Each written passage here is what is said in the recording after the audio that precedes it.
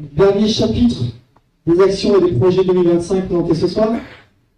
Il concerne un sujet important, les travaux sur les bâtiments communaux.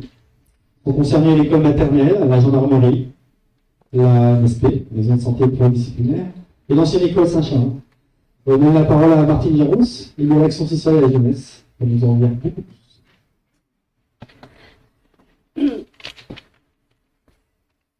Alors en effet, nous poursuivons des travaux importants sur la commune. Donc, au bénéfice de la jeunesse, à l'école maternelle, environ 400 000 € de travaux ont été réalisés en 2024.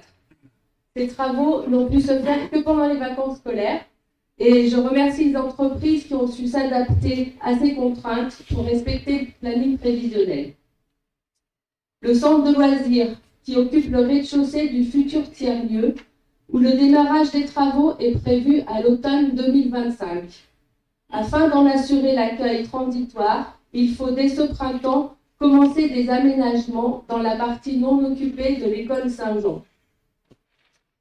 Des travaux importants au bénéfice de nos projets sociaux également, par la création d'une pension de famille. Depuis 4 ans, nous nous attachons à développer une politique communale de logement pour répondre au plus près aux besoins de la population et notamment aux plus démunis d'entre nous. 2024 a été consacré à l'élaboration d'un projet social orienté vers l'accès au logement, avec l'appui du cabinet Méticité, pour bien caractériser les besoins. Cette réflexion nous a conduit à sélectionner le modèle de résidence sociale appelé pension de famille. Ce projet immobilier au cœur de notre ville va permettre de rénover le patrimoine communal tout en transformant ses usages, de développer un habitat intergénérationnel, d'intégrer la dynamique participative et inclusive du tiers-lieu et de contribuer à l'enjeu majeur pour notre société de l'inclusion sociale. C'est l'opérateur nigérien Nemalové qui a été retenu pour la construction de cette pension de famille qui comportera de 21 à 22 logements. Ceux-ci seront répartis sur 2 bâtiments. D'une part dans l'ancienne maison des frères et d'autre part dans le bâtiment communal occupé jusqu'à récemment par un cabinet de kinésithérapeute sur la place des Croix. 2025 sera le temps de montage du projet et des étapes de validation par la préfecture de la région.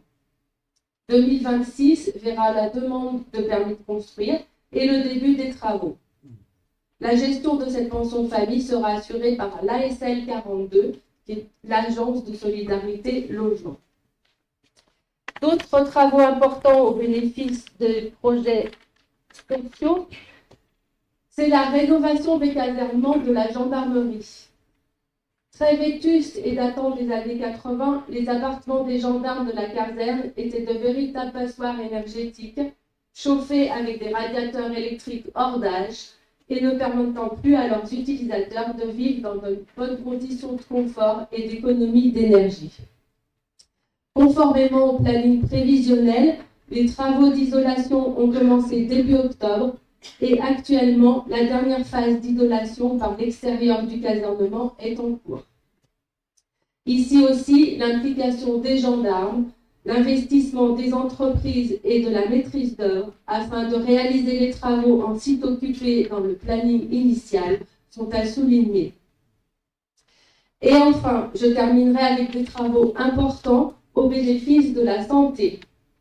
Les dernières réserves pour la livraison de la maison de santé pluriprofessionnelle étant levées, la réception des travaux aura lieu en février. L'entrée dans les lieux des professionnels pourra se faire à partir de mars 2025. Nous avons d'ailleurs appris tout récemment la venue d'un 6e médecin et nous en sommes très satisfaits pour notre commune.